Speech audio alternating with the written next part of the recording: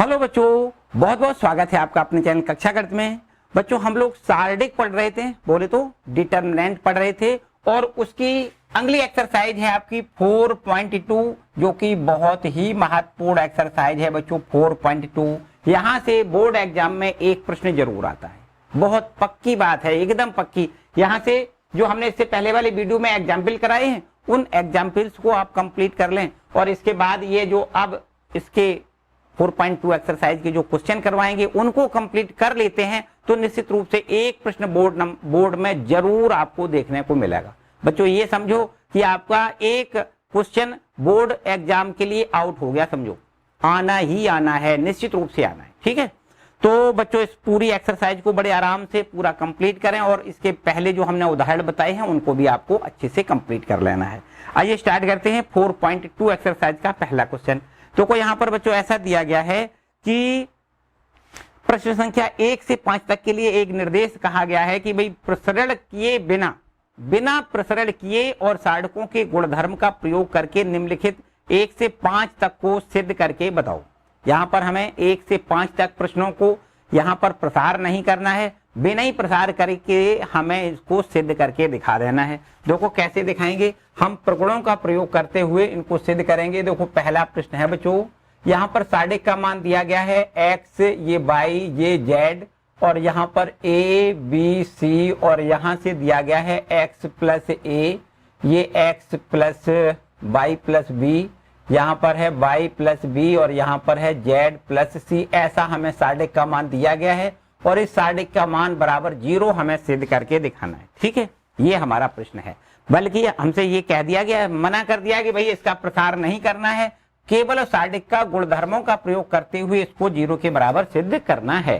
करेंगे बिल्कुल। देखो LHS पहले उतारो भाई, LHS जो है वो क्या है, ये LHS है बच्चों, या LHS लिख लें या इसको डेल्टा बराबर लिख लिया करते हैं, ये भी आपका ठीक है, ऐसे भी लिख सकते हो। ठीक है, डेल्टा बराबर क्या है, डेल्टा बराबर ये हमारा जो LHS में दिया जाएगा उसको हम लिख लेते हैं। देखो x a और ये आपका x प्लस a है, यहाँ पर y ये y प्लस b है और यहाँ पर आपका z ये c और z प्लस c, ये हमारा सार्डिक दिया गया है। ठीक है, और इस सार्डिक को बराबर 0 के बराबर हमें प्रूव करके दिखा देना है। देखो बिल्कुल एकदम आसान है बच्चों।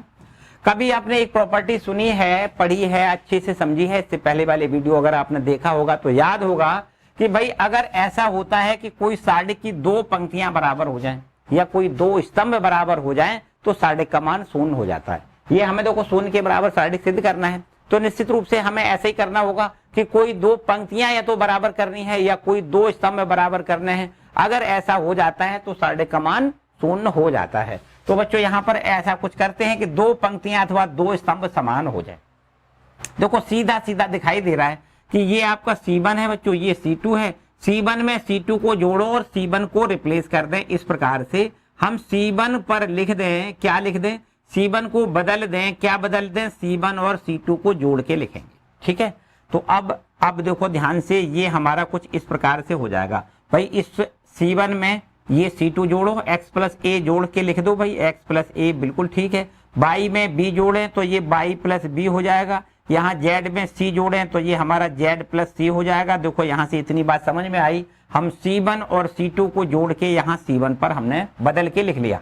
ये C2 को कुछ बदला नहीं है तो a b c हमारा ज्यों का त्यों रहेगा। C3 हमने बदला नहीं है, मतलब x प्लस a और ये y प्लस b और यहाँ पर z प्लस c, ये हमारा ज्यों का त्यों रहेगा। ठीक है बच्चों, इतनी बात। अब आप ध्यान से समझो तो बिल्कुल एकदम देखते ही आप कह सकते हो भैया ये तो 0 हो गया। कैसे हो गया, क्यों हो गया, यहाँ पर आपको रीजन लिख देना है कि C1 और C3 ये दोनों कॉलम हमारे समान है। ये पहला वाला और तीसरा वाला कॉलम आप देख सकते हो बिल्कुल समान है, x plus a y plus b z plus c और यहाँ भी है x plus a y plus b z plus c है, मतलब ये दोनों कॉलम हमारे समान है। इसलिए इस सार्डिक का मान क्या है, 0। बिना प्रसार किए ही बताना था, यहाँ पर हमने प्रसार नहीं किया, केवल प्रगुण का प्रयोग करते हुए हमने ये जाना कि इस सार्डिक का मान वास्तव में क्या है बच्चों, 0 है। ठीक है, क्यों 0 है, हमने यहाँ पर एक ऑपरेशन पहले लगाया कि यहाँ C1 और C2 को जोड़ के हमने बदल दिया C1 को। इस C1 को बदला कैसे, C1 और C2 को जोड़ के हमने लिख दिया। देखो यहाँ पर, ठीक है, और जोड़ने के बाद हमें फिर ये मिल गया कि भाई C1 और C3 बराबर बराबर हैं। जब C1 C3 बराबर हैं तो निश्चित रूप से साढ़े का मान शून्य हो जाएगा। ठीक है बच्चों, इस तरीके से बिल्कुल एकदम सिंपल तरीका से यहां से हमें ऐसा मिल गया कि साढ़े का मान वास्तव में शून्य ही है। ठीक है बच्चों, आगे बढ़ते हैं। दूसरा आपका क्या प्रश्न है, इसमें भी देखो वही काम करना है बच्चों, हमें साढ़े का गुणधर्म का प्रयोग करके ये बता देना है कि भाई इसका भी मान शून्य है, इसका भी मान शून्य। बच्चों एक बात थोड़ी इसके आगे और बता दें कि अगर ऐसा कभी मिले, जैसे ये हमारा है ना, यहां पर दो कॉलम कोई बराबर हैं। थोड़ी देर के लिए एक दूसरा एग्जाम्पल ले लेते हैं। यहां पर है मान लो 1 2 3 और यहां पर है हमारे पास 1 2 1 लिख दें, 1 2 1 और यहाँ पर 2 यहाँ 2 यहाँ 3 यहाँ 3। मतलब हम ये चाहते हैं कि दो हमारे कॉलम यहाँ पर बराबर बराबर हो जाएं, तो देख के ही हम बता सकते हैं कि इस साढ़े का मान क्या है बच्चों, 0 है। ठीक है, यहाँ पर इस साढ़े का मान क्या है, 0, क्योंकि ये कॉलम और ये कॉलम बराबर है, इसलिए साढ़े का मान शून्य है, पक्की बात है। ठीक है, या इसको हम और कुछ ऐसे भी कह सकते हैं कि अगर कभी दो कॉलम समान होते हैं तो यहां पर अगर ऐसा लिख दिया जाए कि C1 को बदल के लिख दिया जाए, C1 में से C3 घटा के लिख दिया जाए बच्चों। देखो, तो हमें 1 में से 1 घटा के लिखना है, 0 मिलेगा। 2 में से 2 घटा के लिखना है, 0 मिलेगा। 3 में से 3 घटा के लिखोगे, 0 मिलेगा। और ये हमारा 2 4 5 ज्यों का त्यों, 1 2 3 ज्यों का त्यों। बच्चों हमें एक और यहाँ से प्रगुण मिल गया, समझो एक और प्रगुण मिल गया कि भाई अगर ऐसा हो कि यहाँ पर किसी एक पंक्ति के प्रत्येक अवयव शून्य हो जाए या किसी एक स्तंभ के प्रत्येक अवयव शून्य हो जाए तो अभी साढ़े का मान शून्य होता है। इस प्रगुण में एक और प्रगुण आप जोड़ दो। आपने पिछले वीडियो में देखा होगा कि 6 प्रगुण हमने बताई थी ना, उसमें एक और प्रगुण आप जोड़ सकते हो कि यदि किसी साढ़े के प्रत्येक पंक्ति का प्रत्येक अवयव शून्य हो जाए, किसी पंक्ति का प्रत्येक अवयव शून्य हो जाए या किसी स्तंभ का प्रत्येक अवयव शून्य हो जाए तो साढ़े का मान शून्य हो जाता है। इसको याद कर लो, क्या किसी भी साढ़े की किसी पंक्ति का प्रत्येक अवयव यदि शून्य हो जाए, किसी एक, ये शून्य शून्य हो जाए, तीनों शून्य हो जाए तो अभी साढ़े को शून्य लिख देना। ये शून्य शून्य शून्य हो जाए तो अभी साढ़े को शून्य लिखना है। मतलब कोई पंक्ति के प्रत्येक अवयव शून्य हो या फिर किसी स्तंभ के प्रत्येक अवयव शून्य हो जाए तो साढ़े का मान शून्य हो जाता है। ये आपका एक और प्रगुण जोड़ सकते हो। ठीक है तो यही प्रगुण कि भाई जब दो कॉलम बराबर होंगे तभी तो ये हो सकता है कि भाई एक स्तंभ के प्रत्येक अवयव शून्य हो जाए, तभी हो सकता है जब दो कॉलम समान होंगे तभी एक स्तंभ के प्रत्येक अवयव शून्य हो सकते हैं। है तो उसी का रूप, लेकिन एक अलग से याद कर लो कि भाई अगर ऐसा कहीं मिलता है कि प्रत्येक अवयव शून्य हो जाए, प्रत्येक अवयव काय का, एक किसी पंक्ति का प्रत्येक अवयव शून्य हो जाए या एक किसी स्तंभ का प्रत्येक अवयव शून्य हो जाए तो साढ़े का मान फिर शून्य हो जाता है। ये भी आपको एक नया प्रगुण जोड़ लें उसी में। ठीक है, नया नहीं है तो वही चीज, लेकिन इसके कहने का रूप आपका बदल लें और ये आप इस तरीके से ही याद कर लें कि अगर किसी साढ़े की किसी पंक्ति अथवा किसी स्तंभ का प्रत्येक अवयव शून्य हो जाए तो साढ़े का मान शून्य हो जाता है। देखिए यहां पर दूसरा क्वेश्चन आपका, देखिए दूसरा प्रश्न ये है बच्चों, इसमें लिखा है कि a minus B, B minus C, यहाँ c माइनस ए। ठीक है, ये आपका एक स्तंभ हो गया। दूसरे स्तंभ पर लिखना है b माइनस सी, यहाँ c माइनस ए, यहाँ a माइनस बी लिखना है।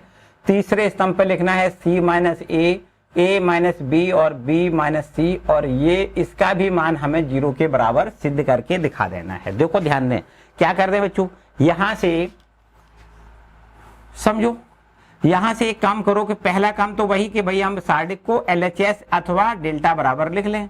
तो ये हमारा डेल्टा बराबर देखो a minus B, B minus C, यहाँ c माइनस ए, इधर b minus C, c minus A और a माइनस बी। और तीसरा आपका जो रो है वो इस प्रकार से है c minus A, a minus B और ये b माइनस सी, इस प्रकार से। ठीक है, ये है बच्चों, इतनी बात ठीक है। तो अब आपको क्या करना है, यहाँ पर क्या करना है बच्चों, ध्यान से समझो। ये साढ़े का मान 0 हमें सिद्ध करना है। कैसे सिद्ध करना है, प्रसार नहीं करना है, प्रसार तो मना ही कर दिया गया है। तो बच्चों एक काम यहां पर कर सकते हो कि अगर R1 को हम इस प्रकार से बदल के लिख दें कि R1 और R2 और R3 तीनों को जोड़ करके लिख दें। अब पूरी बात समझना ध्यान से क्या कर रहे हैं हम, इसको तीनों को जोड़ें और यहाँ R1 पर लिख दें, R1 को बदल के लिख दें। कैसे, ये तीनों जोड़े, मतलब A माइनस बी में जोड़ें, B माइनस सी इसमें जोड़ें, C माइनस सी, तीनों को जोड़ के यहाँ लिखें। इसी प्रकार इन तीनों को जोड़ के यहाँ लिखें, मतलब B माइनस सी में जोड़ें C माइनस A और इसमें जोड़ें A माइनस B। इसी प्रकार इन तीनों को जोड़ के यहाँ लिखें A minus B sorry C minus A, है ना, C माइनस A और इसमें जोड़ें A माइनस B और इसमें जोड़ें B माइनस C।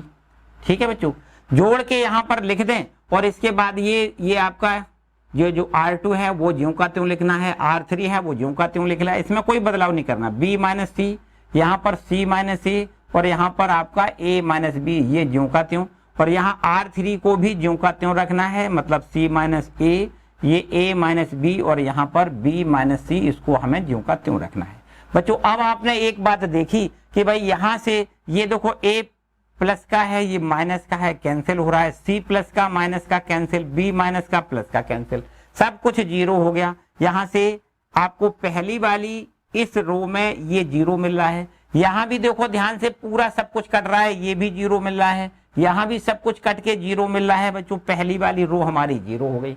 दूसरी रो हमारी ज्यों की त्यों है, B माइनस C और ये C माइनस A और यहाँ पर A माइनस B, और ये तीसरी रो भी ज्यों की त्यों है, मतलब C माइनस A और A माइनस B और यहाँ से B माइनस C। बच्चों अब बताओ कि यहाँ इस सारे को क्या जीरो लिख सकते हैं? तो आपको कहना है जीरो लिख सकते हैं, इसलिए लिख सकते हैं क्योंकि R1 का प्रत्येक अवयव आपका शून्य है, R1 शून्य है। जब R1 शून्य है, हमने अभी थोड़ी देर पहले बताया था कि R1 मतलब किसी भी पंक्ति का प्रत्येक अवयव शून्य हो सकता है, साढ़े का मान शून्य हो जाएगा।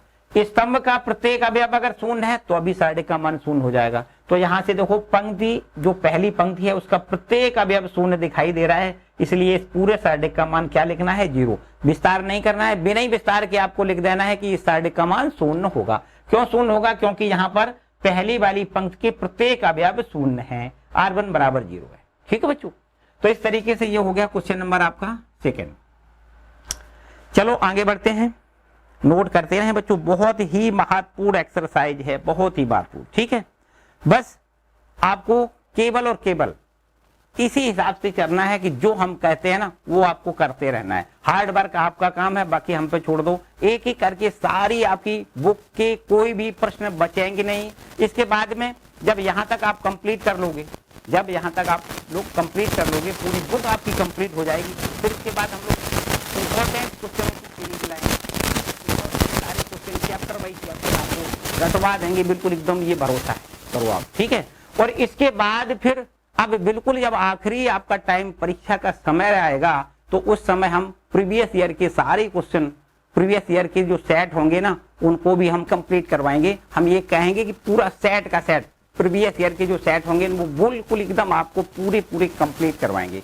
तो इस हिसाब से हम ये कह सकते हैं कि ऑल ओवर कोर्स आपका एकदम मजेदार से तैयार हो जाएगा और अपने आप में आप आत्मविश्वास से भर जाएंगे कि भाई अब हमारे 100 में 100 नंबर आएंगे। ठीक है बच्चों, तो हम ये कहेंगे कि भाई हर मुश्किलों से तू लड़ जाएगा जब शिक्षा की दौड़ में कक्षा गणित के साथ आएगा। आइए बच्चों, नेक्स्ट क्वेश्चन क्या है हमारा? नेक्स्ट क्वेश्चन है तीसरा। यहाँ पर तीसरे प्रश्न की बारी है। देखो क्या कहता है प्रश्न, इसमें भी कहा तो वही है, निर्देश वही है कि हमें क्या करना है, बिना प्रसार किए इसका सिद्ध करके, इसको सिद्ध करके दिखाना है। बिना प्रसार किए इसको सिद्ध करके दिखाना है। देखिए तीसरा आपका ये प्रश्न है बच्चों, यहां पर लिखता है कि आपको क्या करना है। देखो इस प्रकार से दिया गया है 2 और ये 3 और यहां से ये 5। ठीक है, 2 3 5 और यहां से दिया गया है 7, ये 8, यहां पर 9 और इसके बाद यहां पर दिया गया है 65 और यहां पर 75 और इसके बाद ये 86 दिया गया है और इस साढ़े का मान बराबर 0, इसका भी मान हमें 0 के बराबर सिद्ध करके दिखाना है। ठीक है, कैसे सिद्ध करोगे? हमें प्रसार नहीं करना है, केवल गुणधर्म का प्रयोग करके हमें 0 के बराबर साढ़े का मान ज्ञात करके दिखा देना है। देखो ध्यान दें बच्चों, कैसे करोगे समझो पूरी बात। यहां भी हमें इस साढ़े को डेल्टा बराबर लिख देना है। डेल्टा बराबर क्या लिखना है, 2 7, ये 65 है, बिल्कुल ठीक है। यहाँ पर 3, 8, यहाँ पर 75 बिल्कुल ठीक है। इसके बाद यहाँ पर 5, ये आपका 9 और यहाँ पर 86 लिखा है, ये भी ठीक है बच्चों। इसका आंसर हमें 0 ले आना है, ठीक है। अब समझो कैसे ले आओगे बच्चों, यहाँ पर थोड़ा सा समझना पड़ेगा कि भाई हम क्या कर रहे हैं। हमने जैसा कि अभी अभी बताया कि यहाँ पर 2 प्रगुण हमारे ऐसे हैं जिनसे हम इस पूरे सारणी को 0 के बराबर लिख सकते हैं। कब लिख सकते हैं? तब जबकि 2 रो बराबर हो जाए या 2 कॉलम बराबर हो जाए। एक तो हमारा काम यह है कि दिए गए सारणी में हम कोई 2 रो बराबर कर लें या कोई 2 कॉलम बराबर कर लें तो सारणी को हम 0 लिख लेते हैं। अदरवाइज एक और रूल हमने अभी अभी बताया आपको, क्या कि एक किसी पंक्ति के प्रत्येक अवयव को 0 लिख दें या किसी स्तंभ के प्रत्येक अवयव का मान यदि 0 होता है तो अभी सारणी का मान 0 हो जाता है। तो यहां पर आप देख सकते हो, यहां पर आप देख सकते हो कुछ ऐसा कर दें कि भाई हम यहां पर किसी एक पंक्ति के या किसी एक स्तंभ के अवयव को 0 लिख लें। क्या करें भाई बच्चों, एक बात देखो, यहां ये 7 है ना, 7, अगर 7 में हम 9 का गुणा करें, 9 सत्ते 63 और यहां 2 जोड़ दें तो 65 हो जाएगा कि नहीं? ध्यान से समझना है। यहां क्या कर दें, ये 7 लिखा है, इसमें 9 का गुणा करें तो 7 निम्मा 9 सत्ते 63 और 63 में 2 जोड़ दें तो क्या 65 हो जाएगा? बिल्कुल सही बात है। यहां बताओ, यहां ये 8 लिखा है, इसमें 9 का गुणा करें, 9 अट्ठे 72 और इसमें 3 जोड़ें तो निश्चित रूप से ये भी देखो 75 हो जाएगा। यहां लिखा है 9 और इसमें भी 9 का गुणा करें, 9 में 81 और 81 में यहाँ पर 5 जोड़े बच्चों, ये 86 हो जाएगा कि नहीं? हमने ये देखा यहाँ पर क्या है, 9 सत्ते 63 में 2 जोड़े तो ये हमारा कितना 65 हो जाएगा। बच्चों हमने ये देखा कि इसमें हम 9 का गुणा करते जाएं और इसको इसके साथ जोड़ दें तो निश्चित रूप से ये C3 के बराबर हो जाएगा। देखो हम इसको इस प्रकार से लिख दें कि C1 को यहाँ इस प्रकार से बदल के लिख दें, इसको बदल के लिख दें। कैसे? हम इसको ऐसे बदलें कि C1 में जोड़ें, कितना जोड़ें? 9 गुणे C2 जोड़ दें, मतलब C2 में 9 का गुणा करें और फिर C1 को जोड़ें तो हमें क्या मिल जाएगा, वो हमें C1 पर लिख देना है। बात आई समझ में? देखो यहां पर लिख के दिखा देते हैं तब बिल्कुल एकदम स्पष्ट समझ में आएगा। बच्चों ये तो 2 है, इसमें करना है 9 का गुणा तो 9 अट्ठे 72, सॉरी 9 का गुणा 9 सत्ते 63 और 63 में 2 जोड़ोगे तो यहाँ पर देखो 65 मिलेगा, इसमें कोई समस्या नहीं। यहाँ भी देखो इसमें 8 में गुणा करेंगे, कैसे? 9 से 9 अट्ठे 72, 72 में 3 जोड़े तो यहाँ पर देखो हमें 75 मिल जाएगा। यहाँ 9 का गुणा करें, 9 ने 81, 81 में 5 जोड़े तो ये हमें 86 मिल जाएगा। इतनी बात बच्चों समझ में आ गई होगी, इसमें तो कोई समस्या नहीं। 9 का इसमें गुणा करके इसके साथ जोड़ें और यहाँ लिख दें। इसको नहीं बदलना है, केवल C1 को बदल के लिखा है, C2 को नहीं बदलना है, 7, 8, 9 ये ज्यों का त्यों। C3 को नहीं बदलना है तो यहाँ पर 65, यहाँ पर 75 और ये आपका 86। अब आप देख सकते हो कि यहाँ पर 2 कॉलम आपके बराबर बराबर आ गए। जब 2 कॉलम बराबर आ जाए तो 0 होता है सारणी। बच्चों कितना होता है? 0। क्यों 0? यहाँ लिख सकते हो C1 और C3 दोनों कॉलम आपके समान हैं, इसलिए सारणी का मान 0 है। आई बात समझ में? कुछ भी नहीं करना है, प्रसार भी नहीं करना है, हमें तो केवल प्रगुण का प्रयोग करके यहाँ से इसका मान 0 के बराबर सिद्ध करके दिखा देना है। भाई 0 2 स्थितियों में होता है, हमने बताया। तो हम कोई 2 पंक्तियों को बराबर बराबर कर दें या कोई 2 स्तंभों को बराबर कर दें। अदरवाइज हमने बताया कि एक ऐसा भी प्रगुण है जिसमें हमें ये पता है कि प्रत्येक एलिमेंट, एक किसी पंक्ति का प्रत्येक एलिमेंट 0 कर दें या स्तंभ का प्रत्येक एलिमेंट 0 करें तो सारणी का मान 0 हो जाता है। यहाँ पर हमने 2 स्तंभों को बराबर कर लिया तो अगर 2 स्तंभ बराबर हैं तो सारणी का मान क्या होता है? 0 होता है। बस उस प्रगुण से हमने क्वेश्चन नंबर आपका 3 कंप्लीट कर लिया। ठीक है बच्चों, आगे आए क्वेश्चन नंबर 4 की ओर। क्वेश्चन नंबर 4, देखिए चौथे प्रश्न में लिखा है यहां पर, इसको भी रब कर लेते हैं भाई। चौथा प्रश्न देखो,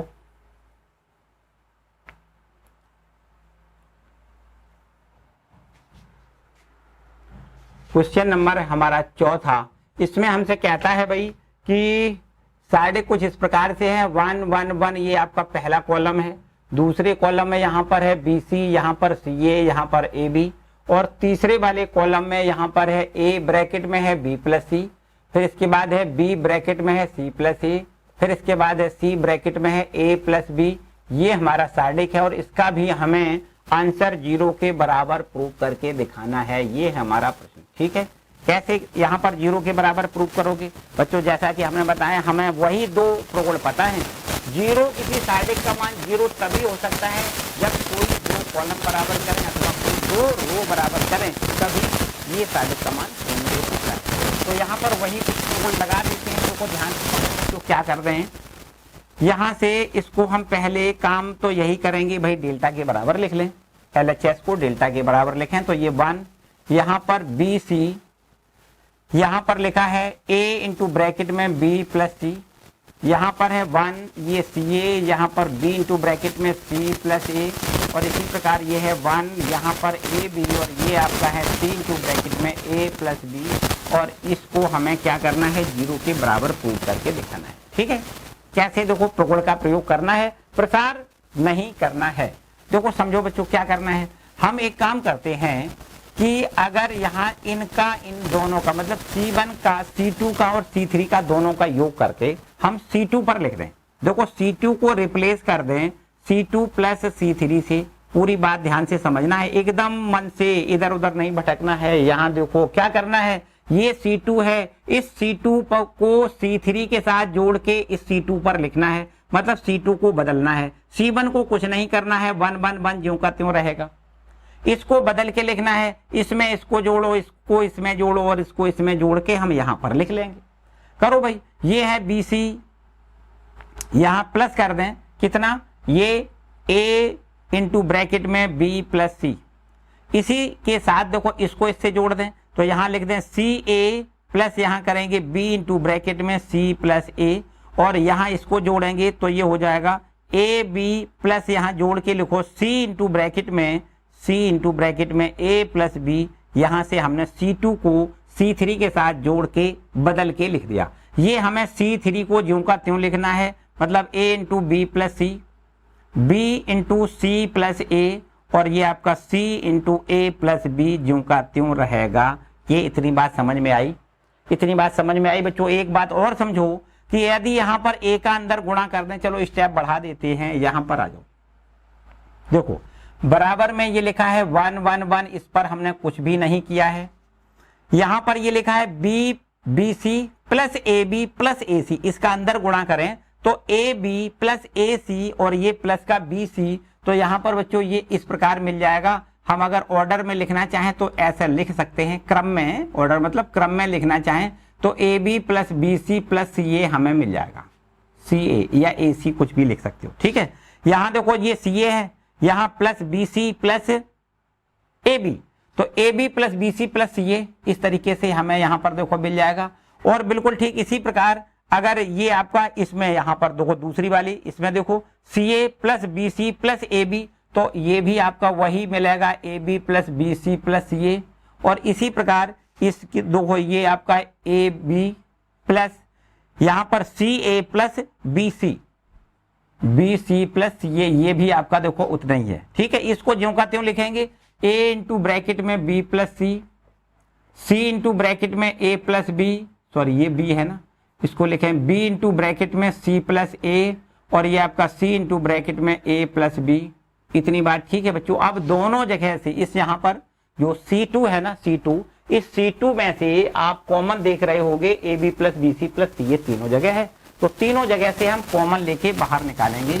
C2 से AB plus BC plus CA common लेने पर, क्या कर दें, कॉमन लेने पर, यहाँ कॉमन लेके बाहर निकालेंगे तो AB plus BC plus CA हमारा बाहर निकल आएगा, और जो बचेगा सार्डिक में वो लिखेंगे देखो 1 1 1, ये तो हमारा ठीक है, ज्यों का त्यों रहेगा। ये कॉमन में चला जाएगा तो यहाँ भी 1 बचेगा, यहाँ भी 1 बचेगा, यहाँ भी 1 बचेगा। बाकी ये आपको ज्यों का त्यों रखना है, A इंटू ब्रैकेट में B प्लस C, ये B इंटू ब्रैकेट में C प्लस A, और ये C इंटू ब्रैकेट में A प्लस B, ये हमारा ज्यों का त्यों, ठीक है बच्चों। अब आप देख सकते हो ये हमारा AB plus BC plus CA है, जबकि ये पूरा सार्डिक हमारा शून्य हो जाएगा। क्यों शून्य हो जाएगा? इसलिए क्योंकि यहाँ C1 और C2 दोनों आपस में बराबर हैं, देख पा रहे हो, है ना बराबर। ये हमारा ये 1 1 1 है, ये भी 1 1 1 है, मतलब ये C1 और C2 के अवयव हमारे समान हैं,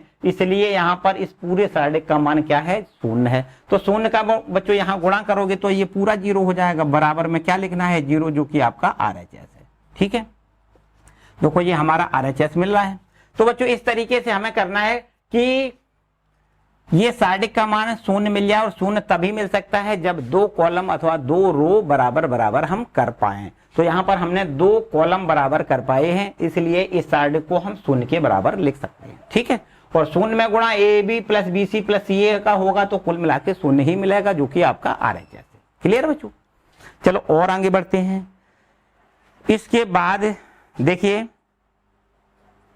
हम लोग आगे बढ़ के क्वेश्चन नंबर 5 पर आते हैं। ठीक है, यहां पर क्वेश्चन नंबर 5 देखो,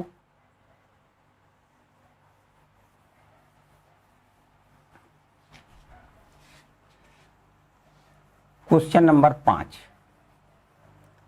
देखिए, 5वां प्रश्न कुछ इस प्रकार से लिखा है बच्चों कि ये हमारा है 5वां प्रश्न, और इसमें इस सारणिक बना हुआ है जिसके अवयव हैं B प्लस C, यहाँ पर है C प्लस A और यहाँ पर है A प्लस B।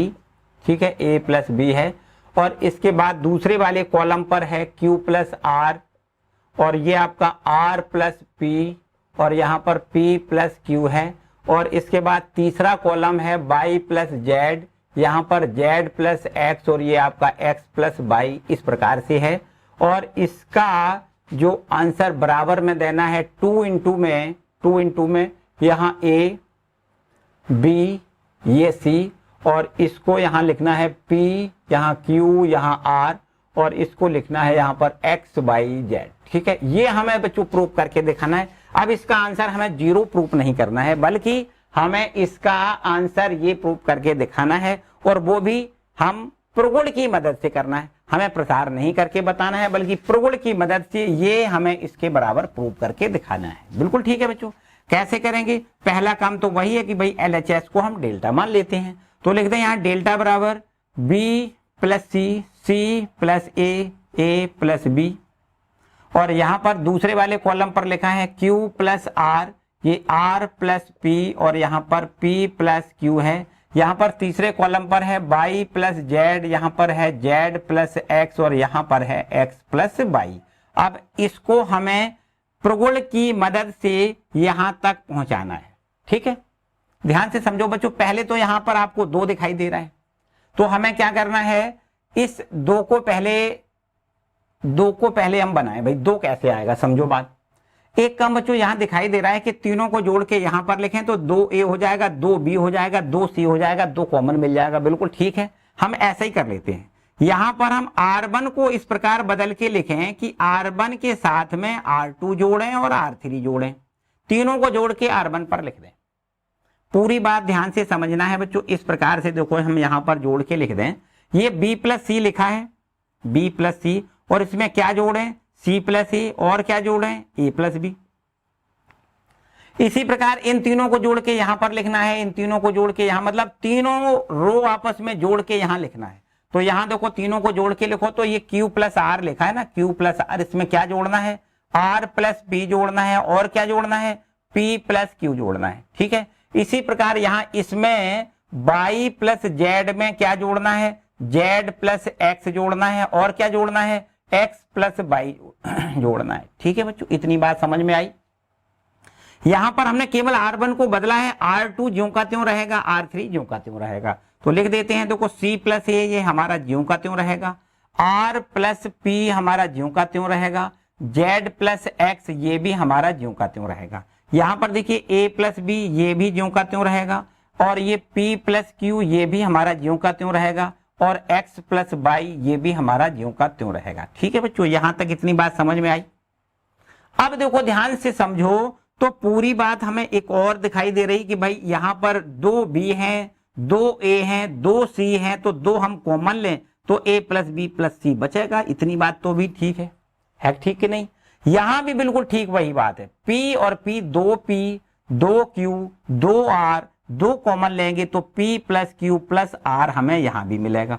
बिल्कुल ठीक इसी प्रकार यहां देखो, यहां 2X हैं, 2Y हैं, 2Z हैं, 2 कॉमन लेंगे तो X plus Y plus Z हमें यहां भी मिलेगा। ठीक है बच्चों, इसके बाद में ये हम जो कहते हैं लिखेंगे C प्लस ए R प्लस पी और यहाँ पर Z प्लस एक्स, और ये हम देखो A प्लस बी ये जो कहते हो, ये P प्लस क्यू ये भी जो कहते हो, और ये X प्लस वाई इसको भी हम जो कहते हो रखेंगे। इतनी बात बच्चों समझ में आई ध्यान से। अब एक बात यहाँ से दो दो दो R1 में से दो कॉमन लेके हम बाहर निकाल सकते हैं। R1 में से अगर हम दो कॉमन लेके बाहर निकाल लें तो क्या बनेगा, यहां देखते हैं। देखो दो R1 में से क्या करेंगे, यहां लिख दें R1 से दो कॉमन लेने पर, दो कॉमन लें तो यहां से बच्चों दो कॉमन लेके बाहर निकालो, दो बाहर निकाल लिया। अब क्या बचा है यहां लिखते हैं, ठीक है। क्या बचा यहां पर समझो, यहां पर हमें बचेगा कितना, a plus B plus C बचेगा, a plus B plus C बचेगा। यहां से दो कॉमन चला जाएगा तो p plus Q plus R बचेगा, p plus Q plus R लिखो। यहां से दो कॉमन चला जाएगा तो बचेगा x plus Y plus Z बचेगा। इतनी बात बच्चों ठीक है। अब अगर इतनी ठीक है तो थोड़ा और आगे बढ़ाओ। देखो यहां से देखो ये हमारा c प्लस ए लिखा है, क्या है c प्लस ए लिखा हुआ है। यहां से देखिए r प्लस पी लिखा है, r प्लस पी लिखोगे, ठीक है। और यहां से z प्लस एक्स लिखोगे, ये भी ठीक है बच्चों। इसके बाद a प्लस बी लिखो, यहां पर p प्लस क्यू, यहाँ p प्लस क्यू लिखो, और यहां पर x प्लस वाई, ये हम x प्लस वाई लिखेंगे, ठीक है बच्चों। इतनी बात ठीक है, यहां तक ठीक है। अब यहां से समझो कि हमें ये यहां तक कन्वर्ट करना है भाई, यहां तक बदलना है। क्या कर दें भाई यहां तक बदलने के लिए, देखो समझो बच्चों क्या करें। ये हमारा है R2, ये हमारा है R3, इन दोनों को बदलेंगे हम। R2 को पहले बदलें, R2 को इस प्रकार बदलें कि R2 में से हम R1 को घटा दें, और इसी प्रकार हम R3 को भी बदल के लिखेंगे। इस प्रकार से बदल के लिखेंगे कि R3 में से R1 घटा के लिखें। यहां पर हमने दो ऑपरेशन किए, उन दोनों को बड़े सावधानी से करना है। देखो ध्यान दें, हम R1 को तो बदल नहीं रहे, R1 को हम ज्यों का त्यों लिखेंगे, a plus B plus C, यहाँ पर p plus Q plus R, और यहाँ पर x plus Y plus Z. इसको तो हमने बदला नहीं है, ठीक है। अब हम इसको बदल के लिखना चाह रहे हैं। यहाँ पर इसमें c प्लस ए में से इसको घटाएंगे तो भाई c कट जाएगा, a कट जाएगा, माइनस का b बचेगा। देखो इसमें से इसको घटा रहे तो ये माइनस का है ना, माइनस का b बचेगा। इसी प्रकार बिल्कुल इसमें से इसको घटा रहे तो ये माइनस के हो जाएंगे, तो p कैंसिल हो जाएगा, r कैंसिल हो जाएगा, तो माइनस का q बचेगा। इसी प्रकार इसमें से हम इसको घटा रहे तो z कट जाएगा, x कट जाएगा, माइनस का y बचेगा बच्चों। इतनी बात ठीक है, बिल्कुल ठीक। इसी प्रकार हम तीसरी वाली रो को भी बदल कर लिख रहे हैं। कैसे बदल कर लिख रहे हैं, R3 में से R1 घटाना है, इसमें से इसको घटा के लिखना है, तो यहाँ a कैंसिल हो जाएगा, b कैंसिल हो जाएगा, तो माइनस का c बचेगा, ठीक है। इसी प्रकार यहां से हम R3 में से, ये R3 है, इसमें से हम इसको घटा के लिख रहे हैं, तो ये माइनस का, ये माइनस का, ये माइनस का, मतलब p कैंसिल, q कैंसिल, तो हमें क्या मिलेगा, माइनस का r मिल जाएगा, ठीक है। और बिल्कुल ठीक इसी प्रकार से इसमें से हम इसको घटा के लिख रहे हैं, तो x cancel, y cancel, minus का z हमें मिलेगा, ठीक है बच्चों। इतनी बात तो समझ में आई होगी मेरे ख्याल से, कोई समस्या वाली बात नहीं। आगे फिर देखो और थोड़ा आगे, यहां पर बराबर दो भी हमारा ठीक है। अब एक काम और करते हैं, यहां पर ये माइनस का है, ये माइनस का है, तो दोनों को जोड़ोगे तो माइनस का b माइनस का c होगा, और इसको इसमें से अगर घटा जोड़ दें, देखो ऐसा कर दें बच्चों, इस ऑपरेशन को ध्यान से समझो कि R1 को हम रिप्लेस करना चाह रहे हैं इस प्रकार से कि R1 के साथ में जोड़ दें। कौन कौन को जोड़ें, R1 को, R2 को, R3 को, तीनों को जोड़ के लिख दो। सीधी सीधी बात करो, बिल्कुल एकदम सीधी सीधी बात करते हैं। हम क्या करेंगे, R1 को रिप्लेस करेंगे इस प्रकार से, तीनों को जोड़कर यहां लिखेंगे, ठीक है। दो हमारा बिल्कुल ठीक है ये वाला। अब भाई अब अगर इनको तीनों को जोड़ेंगे तो b से b कैंसिल हो जाएगा, c से c कैंसिल हो जाएगा, हमें a तो मिल जाएगा, बिल्कुल सही बात है। इनको तीनों को जोड़ के यहां लिखेंगे, q से q कैंसिल, r से r कैंसिल, तो हमें यहां पर p मिल जाएगा। इसी प्रकार इनको तीनों को जोड़ के यहां से देखो y कैंसिल, यहां से z कैंसिल, तो हमें x मिल जाएगा। अब हमने यहां पर देखो R1 को चेंज कर लिया, R2 को चेंज नहीं करना है, R3 को चेंज नहीं करना है, minus b minus q minus का y, और इसी प्रकार यहाँ पर माइनस का C माइनस का R माइनस का Z लिखोगे। ठीक है, इतनी बात। अब बच्चों हम लोग बिल्कुल एकदम आराम से पहुंचे। यहां से देखो R1 ये R2 है ना, इसमें से माइनस कॉमन लें, ये R3 है इसमें से माइनस कॉमन लें। तो अगर ऐसा करें तो ये माइनस माइनस तो अपने आप प्लस बन जाएगा। देखो ध्यान दें, यहां से हमने माइनस कॉमन लिया, ये हो गया, इसमें से माइनस कॉमन लिया, ये माइनस हो गया। तो बच्चों माइनस माइनस का गुणा ऑटोमेटिक क्या होता है, प्लस हो जाता है। गुणा करने से माइनस माइनस का प्लस हो जाता है। यहां से हमने क्या क्या किया अगर कहा हो तो यहां लिख देते हैं R1 नहीं R2 व R3 से माइनस चिन्ह कॉमन लेने पर। ठीक है, ऐसा हमने कर दिया है। तो माइनस का एक कॉमन ये हो गया, एक माइनस यहां से हो गया, तो माइनस माइनस क्या अपने आप प्लस कर देंगे और जो बचेगा उसको यहां लिख देते हैं APX।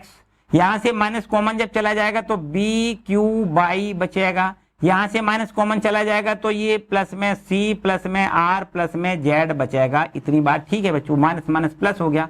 अब आप देख पा रहे होगे बिल्कुल यही हमारा RHS है जो हमें सिद्ध करवाया गया था। APX देखो ध्यान दें, APX और यहां पर है BQ, ये देखो BQ है कि नहीं, BQ भी है। यहां पर है CRZ और ये आपका CRZ। अब आप देख पा रहे हो ये हमारा RHS है जो हमसे सिद्ध करवाया गया था।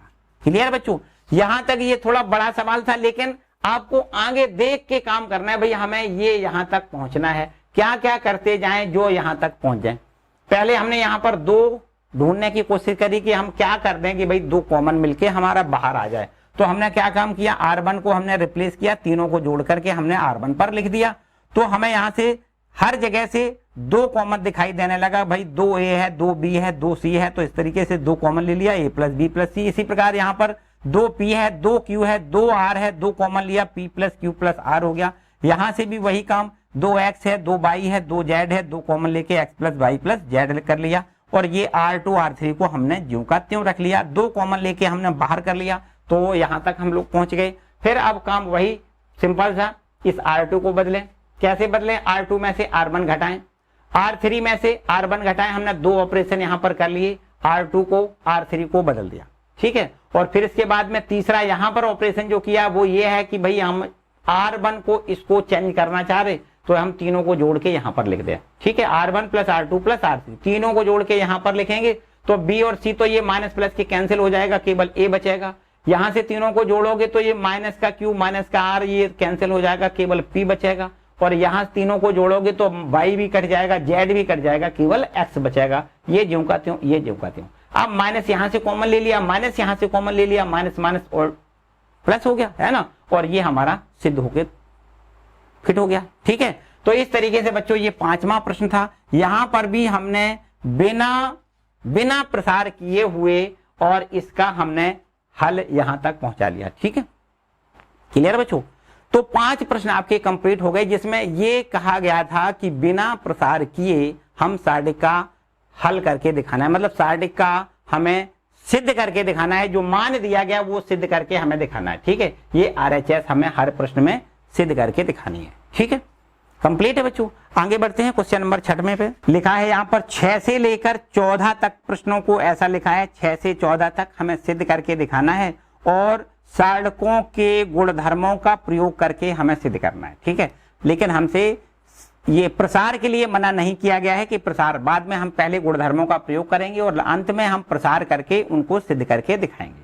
ठीक है, तो ये है आपका क्वेश्चन नंबर 6वां। और इस 6वें प्रश्न में यहाँ पर सारणी दे रहा है, ये आपका 0, यहाँ पर A, यहाँ पर माइनस का B और ये है माइनस में A, ये 0 माइनस का C है और इधर B और इधर C और यहाँ पर आपका 0 है। ठीक है, ये 0 है और इस सारणी का मान बराबर 0 हमें सिद्ध करके दिखाना है। बिल्कुल ठीक है बच्चों। कैसे सिद्ध करोगे, देखो पहले तो हमें प्रॉपर्टी लगानी है और फिर इसके बाद हम प्रसार भी करेंगे, कोई समस्या नहीं। प्रसार को मना नहीं किया गया पहले, लेकिन प्रॉपर्टी जरूर लगानी है। अगर बच्चों हम प्रॉपर्टी ना लगाएं और सीधा अगर हम इसका प्रसार करें, आंसर 0 ही आएगा, इसमें कोई समस्या नहीं। लेकिन पहले उसने क्या दिया, प्रॉपर्टी यूज कर लो, पहले कर लेते हैं, कोई समस्या नहीं।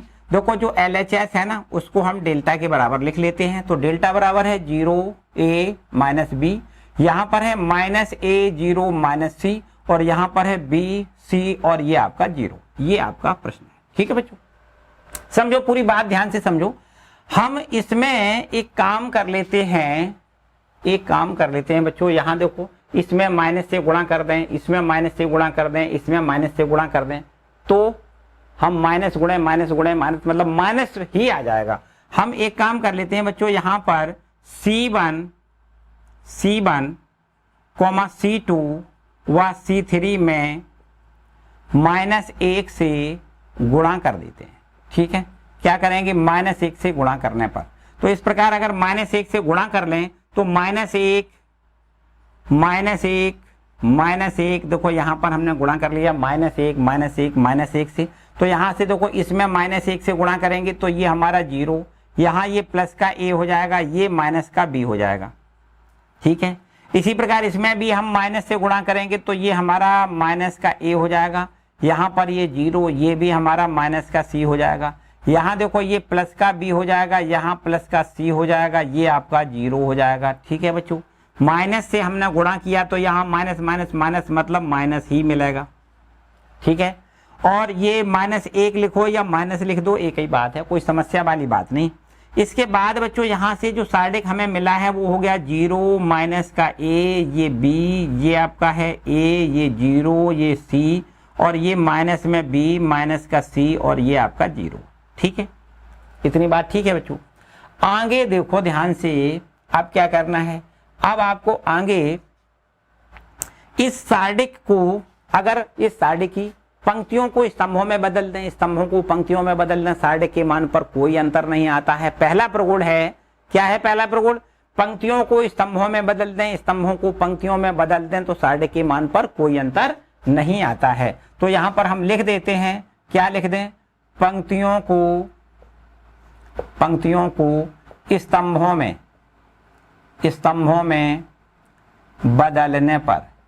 ठीक है, स्तंभों में बदल दें भाई, पंक्तियों को स्तंभों में बदलें, ये पंक्ति है स्तंभ बना दें, ये हमारा जो लिखा है ना माइनस, ये ज्यों का त्यों रहेगा। इस पंक्ति को इस स्तंभ में बदल दें, 0 माइनस a, और ये हमारा b। इस वाली स्तंभ पंक्ति को दूसरा स्तंभ बना दें, मतलब a, ये 0 और यहाँ पर c।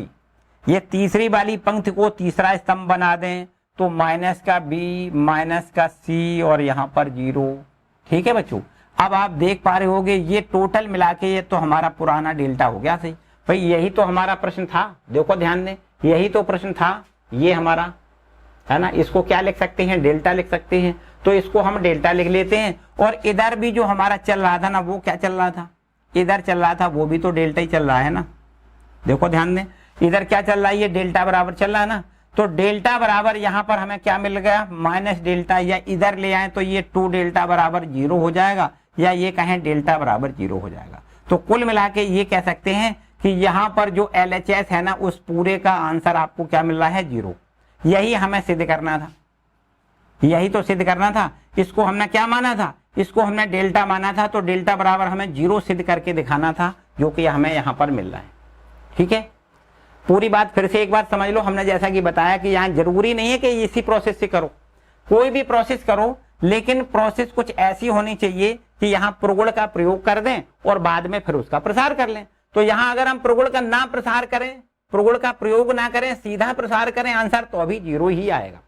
लेकिन हम पहले इसमें प्रगुण का प्रयोग कर लें और फिर इसके बाद में इसका प्रसार कर लें। हालांकि यहाँ पर इसमें तो प्रसार करने की जरूरत ही नहीं पड़ी, बिना ही प्रसार के यहाँ पर देखो इसका आंसर मिल गया हमें।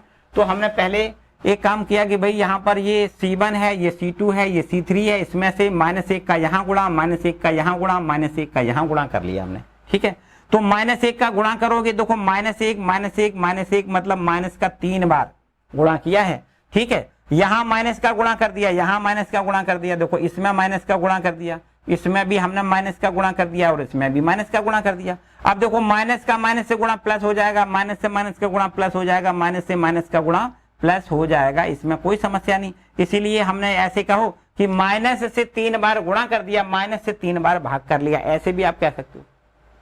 ठीक है, तो तीनों में हमने माइनस से गुणा कर लिया, यहां पर माइनस माइनस माइनस, तीनों से माइनस का भाग कर लिया। ऐसे भी कह सकते हो माइनस माइनस माइनस का गुणा माइनस ही रहेगा, ठीक है। यहां पर गुणा करके हमने माइनस से यहां पर इस सारणी को बना लिया और फिर हमने इस सारणी की क्या किया, हम काम कर दिया कि जो पंक्तियां थी उनको स्तंभों में बदल लिया। पंक्तियों को स्तंभों में बदलने से सारणी का मान पर कोई अंतर नहीं आएगा, तो यहां पर हमने इसको बदल के लिख दिया, पंक्तियों को स्तंभों में बदल के लिख लिया, यहाँ पर बदल के लिख लिया। अब यहाँ पर हमने देखा कि ये तो हमारा पुराना सारणी आ गया, जो हमारा प्रश्न में दिया गया था। देखो ध्यान दें, यही तो प्रश्न में दिया है डेल्टा बराबर, तो इसको हमने लिख लिया डेल्टा, माइनस का डेल्टा हो गया, इधर ले जाओगे 2 डेल्टा बराबर 0, तो डेल्टा बराबर 0 हो गया। कुल मिला के जो हमने इसको डेल्टा माना था उसका मान हमने 0 के बराबर प्रूव कर लिया। क्लियर बच्चों? तो ये प्रश्न हो गया हमारा 6वां नंबर का, ठीक है। आगे बढ़े, क्वेश्चन नंबर 6वें के बाद 7वें प्रश्न की बारी आती है। देखो 7वें प्रश्न में क्या कहता है, बहुत ही इंटरेस्टिंग बढ़िया सवाल है 7वां। देखिए 7वां सवाल देखो, बहुत ही मजेदार प्रश्न है।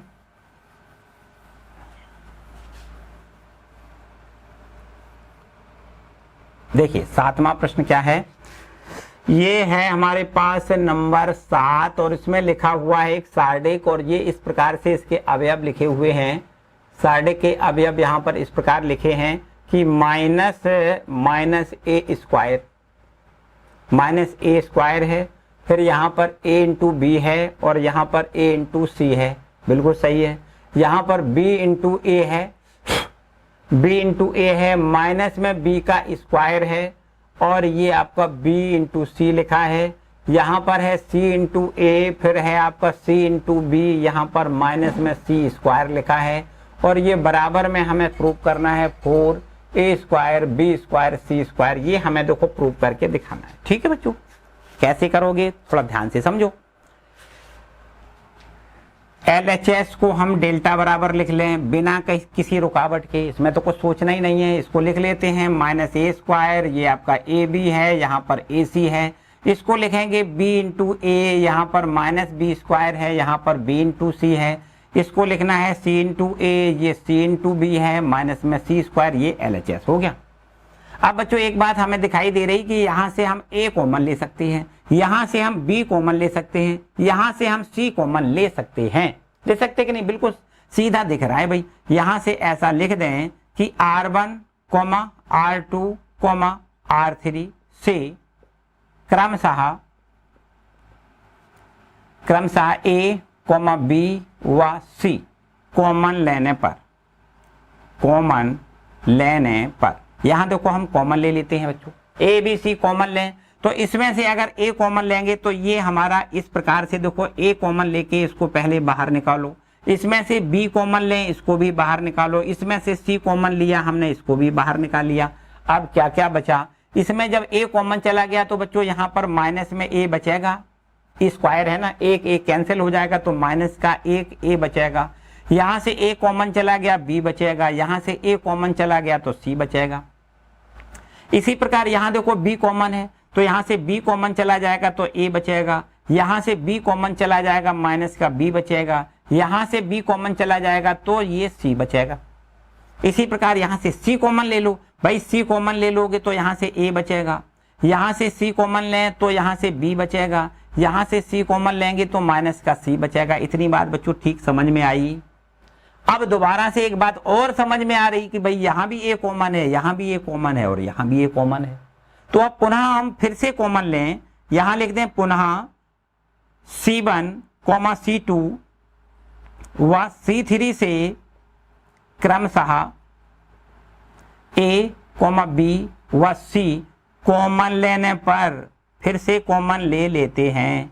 फिर से कॉमन लें तो यहाँ से देखो अब हमें क्या मिलेगा बच्चों, ध्यान से समझो।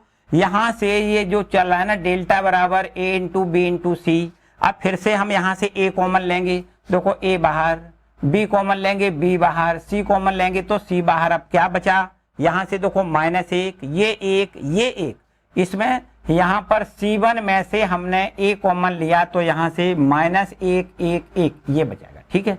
इसमें से हमने b कॉमन लिया तो ये 1, ये माइनस 1, ये 1 बचेगा। इसको 1 लिखें, माइनस 1 लिखें, 1 लिखें।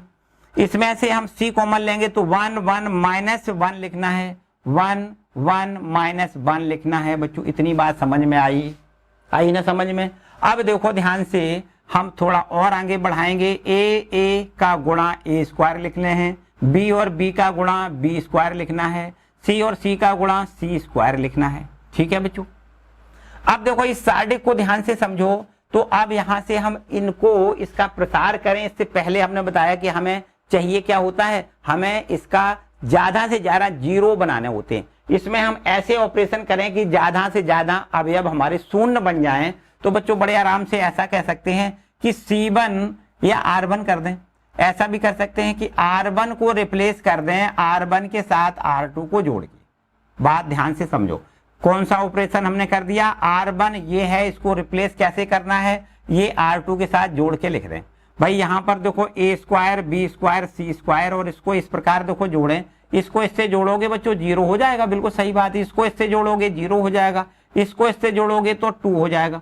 अब इसको और इसको R2 R3 को नहीं बदलना है, तो 1 माइनस 1 और ये आपका 1 और ये आपका 1 1 माइनस 1, ये जो कहते हो। तो बच्चों यहां से हमने देखा कि 2 जीरो मिल गए, हमारा काम खत्म। 2 जीरो मिल गए बहुत है, बस R1 के सापेक्ष इसका प्रसार कर दें। यहां लिख दें R1 के सापेक्ष प्रसार करने पर। ठीक है, R1 के सापेक्ष प्रसार करने पर तो यहां लिख देते हैं देखो a square b square c square. ठीक है, और यहां से अगर प्रसार करें देखो ये तो हमारा शून्य है, फिर माइनस का चिन्ह होता है, ये भी हमारा शून्य है, प्लस यहाँ 2 के सापेक्ष प्रसार जब करेंगे तो देखो ये कैंसिल करना है। पहली रो तीसरा कॉलम कैंसिल करोगे तो यहाँ इसका इसमें गुणा 1, फिर माइनस का चिन्ह लगाओ, फिर यहाँ 1 का गुणा -1 में करोगे तो माइनस का 1 मिलेगा, मतलब माइनस माइनस प्लस 1 हो जाएगा। ठीक है, यहाँ से हमें a square b square c square मिल रहा है, और ये आपको यहाँ 1 1 2 और 2 से 2 का गुणा यहाँ से 4 मिल जाएगा। तो बच्चों आंसर आएगा 4a square b square c square, जो कि हमारा RHS है। आप ध्यान से देख सकते हो। ठीक है, ये इस तरीके से देखो RHS मिल रहा है। ये भी बच्चों इंपॉर्टेंट क्वेश्चन है, इसको भी ध्यान से कंप्लीट कर लें। ठीक है बच्चों, तो ये एक्सरसाइज 4.2 के कुल 7 प्रश्न यहाँ पर हमने बताए, और उम्मीद करता हूं कि ये सब कुछ आपको अच्छे से समझ में आए होंगे। फिर भी अगर किसी प्रकार की कोई समस्या लगे या कोई सुझाव देना है तो कमेंट सेक्शन में कमेंट करके हमें आप जरूर बताएं। ठीक है, या फिर कक्षा गणित इंस्टाग्राम पर जाकर के भी हमसे प्रश्न आप पूछ सकते हो। किसी प्रकार का कोई भी प्रश्न है तो वहां हम उसका आंसर जरूर आपको देंगे। ठीक है बच्चों, तो बच्चों यहाँ पर तब तक ये 7 प्रश्न आप कंप्लीट कर लें, शेष बचे हुए प्रश्नों को हम अगले वाले वीडियो में कंप्लीट करेंगे। ठीक है बच्चों, तो आज के लिए फिलहाल इतना ही रखते हैं। बच्चों वीडियो को लाइक ना किया हो तो जरूर कर दें, चैनल पर नए आए तो चैनल को भी सब्सक्राइब कर लें और वीडियो को अपने दोस्तों के साथ शेयर करें। ठीक है, मिलते हैं अगले वीडियो में। खुश रहो, मस्त रहो, पढ़ते रहो, बाय।